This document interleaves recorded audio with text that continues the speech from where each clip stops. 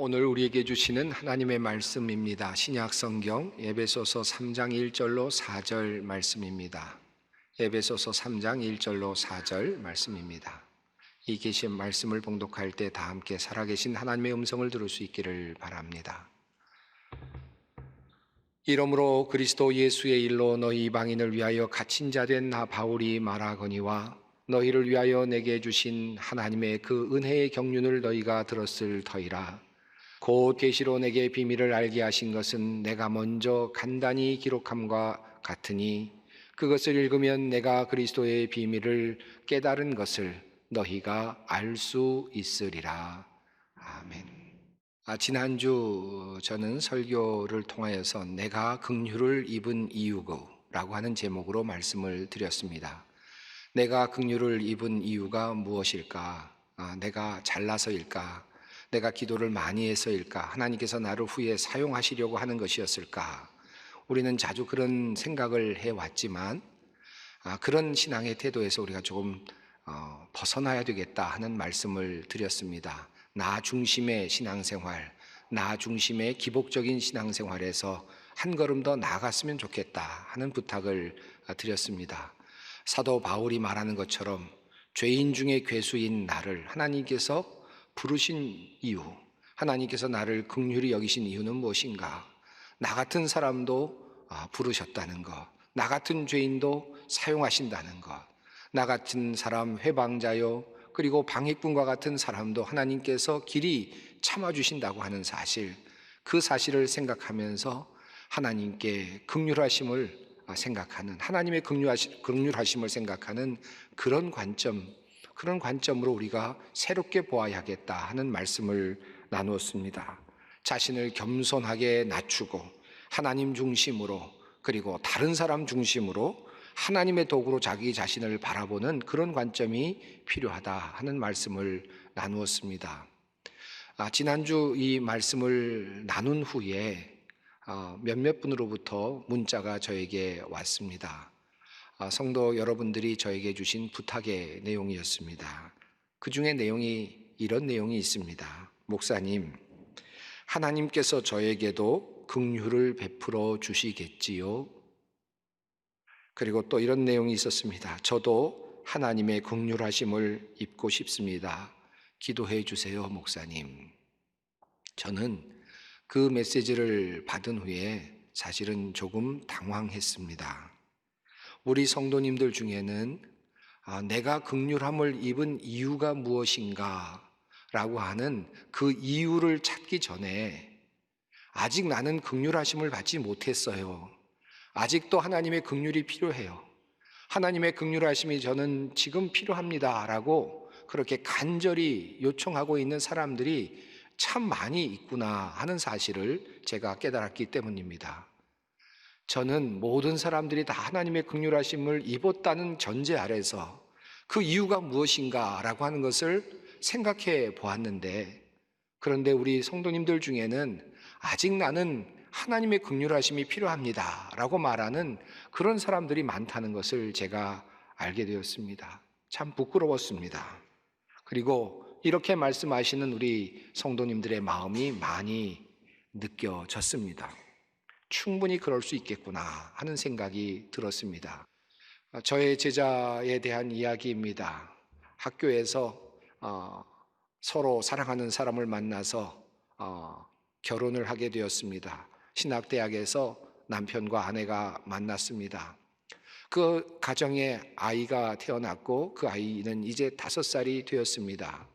계속 아이가 머리가 아프다고 해서 병원에 갔는데 병원에서 사진을 찍어보니까 뇌에 어떤 수막종이 있는 것 같다라고 하는 첫 번째 진단이 나왔습니다. 계속해서 진단을 했는데 그 종양이 머리에만 있는 것이 아니라 임파선에도 있다는 것을 알게 되었고 또 다른 곳에도 있다는 것을 알게 되었습니다. 검사를 한 결과는 림프종이라고 하는 판단이었습니다. 바로 지난 주간에 일어난 일입니다. 참으로 많이 실망하는 제자의 모습을 저는 옆에서 지켜보아야만 했습니다. 어저께가 그 제자의 생일이었습니다. 그 생일을 맞는 그 제자의 마음이 얼마나 아팠을까. 자기 자녀가 아파 있고 이제 면회도 할 수 없는 곳에 들어가서 치료를 받기 시작한 그런 상황 속에서 얼마나 마음이 아팠을까. 그 마음이 드니까 정말 저도 함께 기도할 수밖에 없었습니다. 이 아이의 이름은 은율입니다. 여러분 기억나실 때마다 함께 기도해 주셨으면 좋겠습니다. 이런 상황에 있는 사람들 어디 한 분뿐이겠습니까? 여러분 중에는 이 아이의 이야기보다 더 급하고 더 절실한 이야기들도 꽤 많이 있을 줄 압니다. 그런 분들이 하나님께 무슨 기도를 드릴까요? 하나님, 제가 긍휼을 받은 이유가 무엇입니까? 그것을 묻기보다 하나님, 저는 지금 하나님의 긍휼이 필요합니다. 하나님께서 도와주셔야 합니다. 라고 그렇게 기도할 수밖에 없지 않을까 하는 그런 생각이 드는 것이죠. 우리 모두는 그런 상황 속에 살고 있습니다. 저는 이 말씀을 읽고 또 여러 성도님들의 그런 이야기를 들으면서 이런저런 묵상을 하던 중에 이런 생각이 들었습니다. 그렇다면 사도 바울은 그러면 어떤 의도에서, 어떤 이유에서 자기 자신이 그렇게도 하나님의 긍휼을 받은 사람이라고 그렇게 이야기할 수 있었는가? 어떤 조건에서 사도 바울은 그렇게 하나님의 은혜에 감사할 수 있었는가 하는 그런 질문을 하게 되었습니다. 지난주 함께 읽었던 말씀 중에 이런 말씀이 있습니다.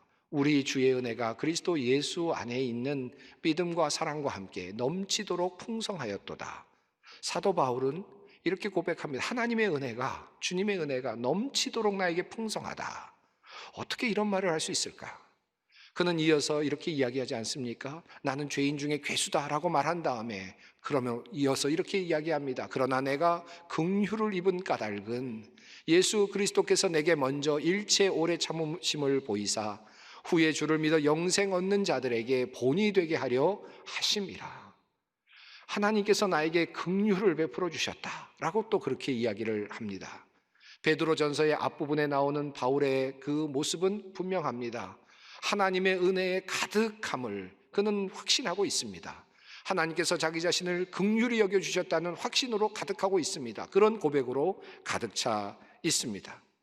사도 바울이 어떻게 해서 이런 태도를 가질 수 있었을까요? 사도 바울의 인생을 한번 생각해 봅니다. 사도 바울은 원래 바울이라는 이름을 가지고 있었던 사람이지요. 여러분이 잘 아시는 대로 예수를 믿는 사람들을 핍박했던 사람이었습니다. 그리고 그 스데반이 돌에 맞아 죽을 때에 그 자리에 함께 있었던 사람입니다. 스데반이 죽는 것을 마땅하게 여겼던 사람이기도 했습니다. 그는 유대인이었고 가말리엘 문화의 사람이었고 바리새인이었습니다. 로마의 시민권도 가지고 있었던 사람이었습니다. 장차 유대교를 이끌어갈 미래의 인재였고 그리고 이스라엘 민족을 이끌어갈 그런 사람이었습니다. 그런 사람이 이제 다메섹으로 가서 하나님을 믿는 교회를 핍박하기 위해서 달려가고 있습니다. 그런 그가 다메섹으로 가던 도상에서 예수를 만나게 되었습니다. 그리고 그분이 그리스도이심을 깨닫게 되었습니다. 그리고 그의 인생이 바뀌었죠. 다메섹에 올라가서 그의 눈을 고친 후에는 다메섹에 있는 사람들에게 예수 그리스도를 증거하기 시작했습니다. 추격자였던 사람이 이제 도망자로 바뀌는 시점이었습니다. 이제는 어쩔 수 없이 그를 죽이려고 하는 사람들을 피해서 그렇게 다메섹을 피해 도망갈 수밖에 없는 운명이 되었습니다. 이것이 바울의 모습이었습니다. 그 바울의 일상이 되었습니다. 그의 인생은 그 이후로부터 달라졌습니다. 그의 운명도 달라졌습니다.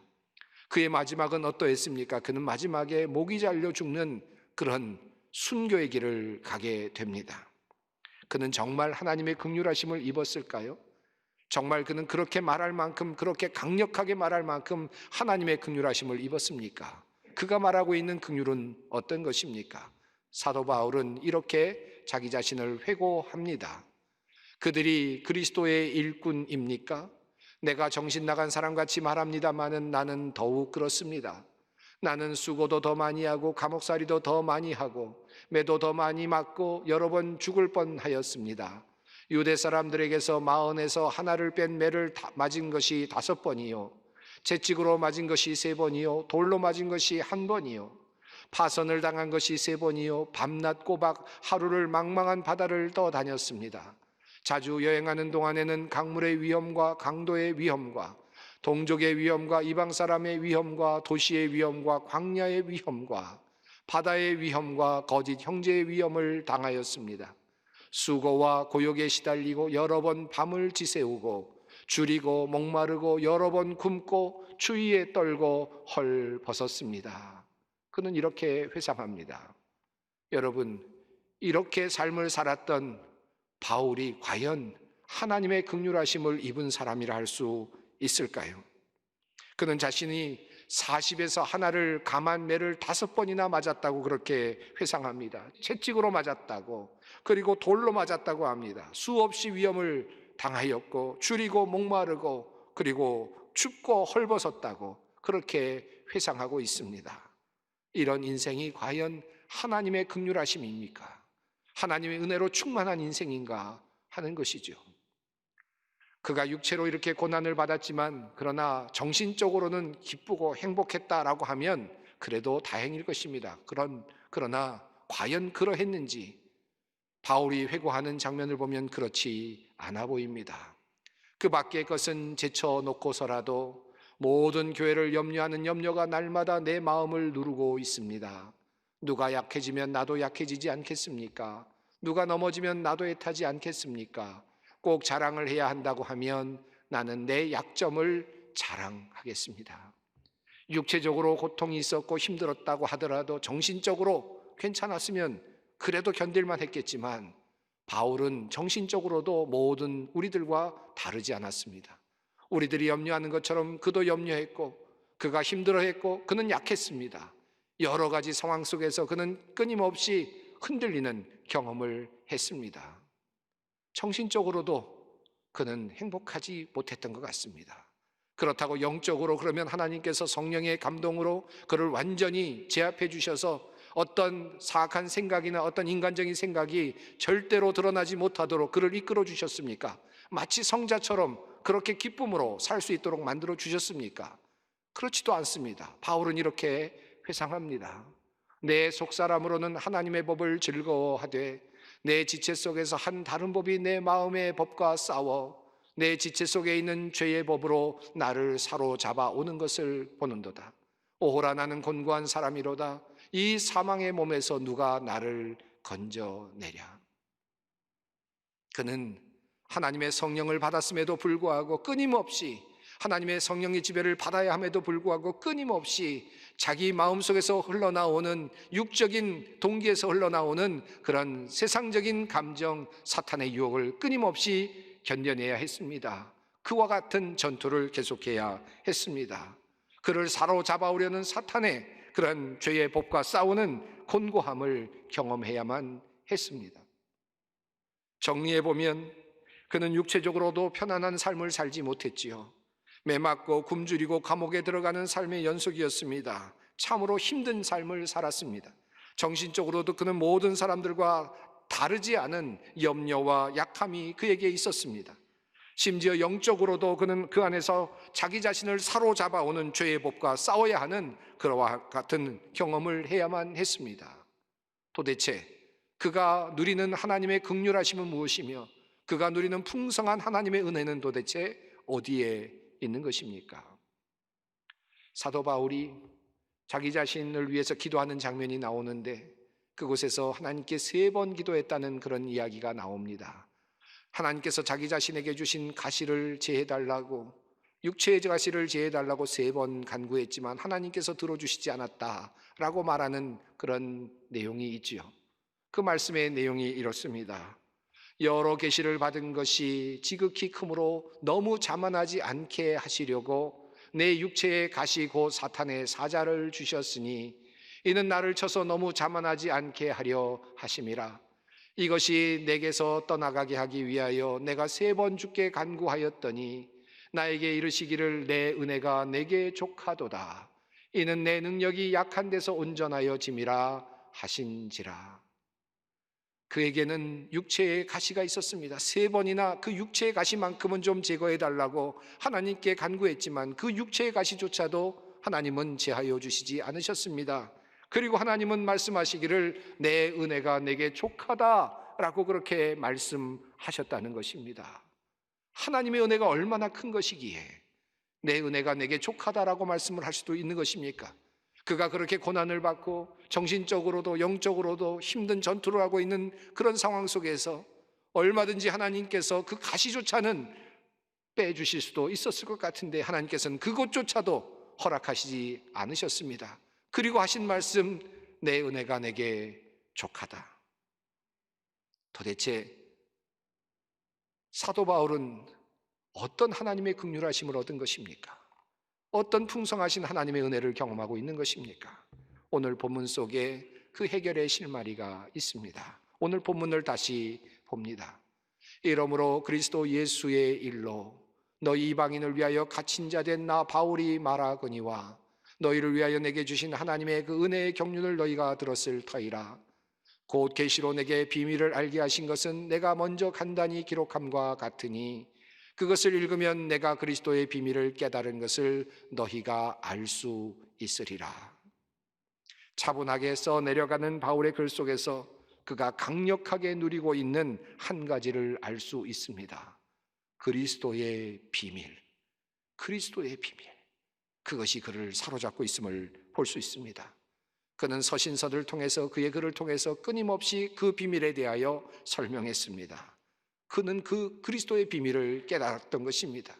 예수께서 그리스도가 되셨다는 사실, 예수께서 메시아이시라는 사실, 그분이 십자가에 달려 돌아가셨으나 다시 살아나셨다는 사실, 그래서 우리와 멀어졌던 하나님과의 관계가 예수 그리스도를 통하여 다시 연합되게 되었다는 사실, 그래서 예수 그리스도를 통하여 우리가 은혜의 상속자가 되게 되었다는 그 사실, 그 그리스도의 비밀, 예수께서 부활하심으로 사망의 모든 권세가 파해졌다는 사실, 그래서 우리에게는 부활의 소망이 있게 되었다는 사실, 바로 이 그리스도의 비밀, 이 그리스도의 비밀을 그는 지금 노래하고 있는 것입니다. 그리고 그 노래 때문에 그 흥분이, 그 감격이 그를 지금 지탱해 나가고 있는 것입니다. 그리고 이어서 그는 또 다른 비밀에 대해서 이야기합니다. 오늘 본문이 이어지는 그 본문 뒷부분에 나오는 말씀이죠. 그 비밀의 내용인즉 이방 사람들이 복음을 통하여 그리스도 예수 안에서 유대 사람들과 공동 상속자가 되고 함께 한 몸이 되고 약속을 함께 가지는 자가 되는 것입니다. 나는 이 복음을 섬기는 일꾼이 되었습니다. 내가 이렇게 된 것은 하나님께서 그분의 능력이 작용하는 대로 나에게 주신 그분의 은혜의 선물을 따른 것입니다. 사도 바울은 그 전까지만 해도, 유대인으로 살 때만 해도 하나님의 복음은 유대인에게 안에 갇혀 있는 줄 알았습니다.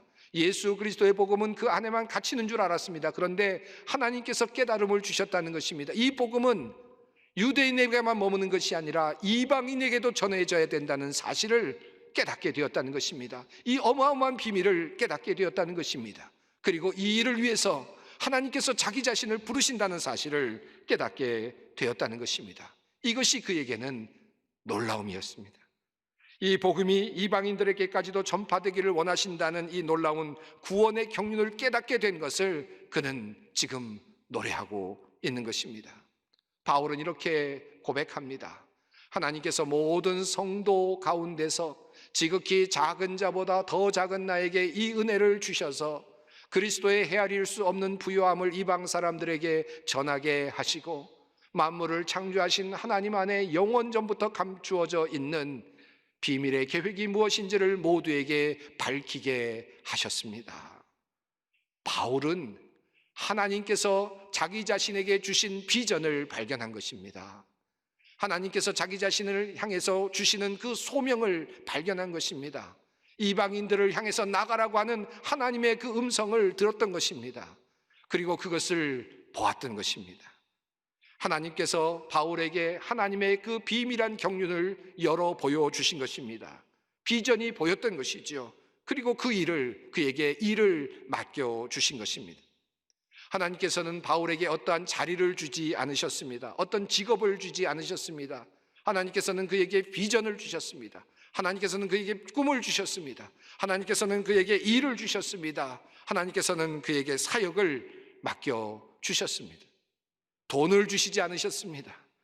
세상에 권세를 주지 않으셨습니다. 건강을 주신 것도 아닙니다. 그에게 꿈과 비전과 그리고 사역과 소명을 주셨습니다. 이것이 하나님의 은혜였습니다. 사도 바울은 그것을 노래하고 있습니다. 나 같은 사람에게 이와 같은 할 일을 주셨다니, 나 같은 사람에게 이와 같은 비전을 주셨다니, 꿈을 주셨다니, 내가 평생은 살아갈 수 있는 동력이 될 수 있는 바로 그와 같은 삶의 꿈을 주셨다니, 이것을 기뻐하고 있는 것입니다. 한마디로 말하면 그가 이 세상을 살아갈 이유를 하나님께서 알려주신 것입니다. 하나님의 긍휼하심이 무엇입니까? 하나님의 긍휼하심은 내가 이 세상을 살아갈 이유를 내가 알도록 해 주시는 것입니다. 이것이 하나님의 긍휼하심입니다. 여러분은 그 하나님의 긍휼하심을 지금 경험하고 있습니까? 내가 살아야 할 이유를 여러분은 가지고 계십니까? 내가 만든 꿈이 아니라, 내 스스로 만들어낸 어떤 것이 아니라 하나님으로부터 받은 그 꿈, 하나님으로부터 받았다고 생각되는 그 꿈, 여러분은 그 비전을 가지고 계십니까? 바울은 그것이 은혜였습니다. 바울은 그것이 하나님의 긍휼하심이었습니다. 나 같은 사람에게 살만한 동기를 주시는 그 하나님이 너무나도 감사했던 것입니다. 사랑하는 성도 여러분, 우리 모두가 다 사도이겠습니까? 우리 모두가 다 목회자이겠습니까? 우리 모두가 다 장로이겠습니까? 우리 모두가 다 권사이겠습니까? 우리 모두가 다 같은 일을 하겠습니까? 우리 성경이 말하는 것처럼 어떤 사람은 방언하는 일로, 어떤 사람은 선행을 베푸는 일로, 어떤 사람은 통역하는 일로 자기 자신에 맡겨주신 일들을 감당하는 것입니다.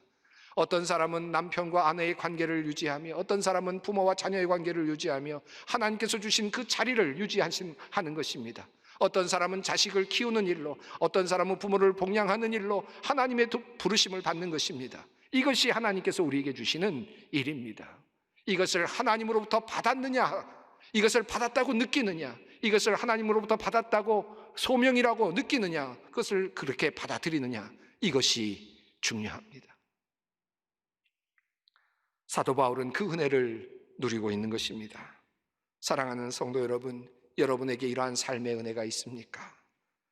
만약에 그것이 있었으면 좋겠습니다. 그것이 있다면 여러분은 하나님의 긍휼하심을 입은 사람들입니다. 사랑하는 성도 여러분, 우리는 인간이기에 이 세상을 살아가는데 너무나도 힘이 겨워서 하나님의 도우심을 구할 때가 참 많습니다. 하나님께 무엇을 달라 해야 할 때가 많고, 빈손을 가지고 하나님 앞에 서야 할 때가 참 많습니다. 세상을 살아가고 있기에 우리는 하나님께 구해야 하는 것들이 많지요.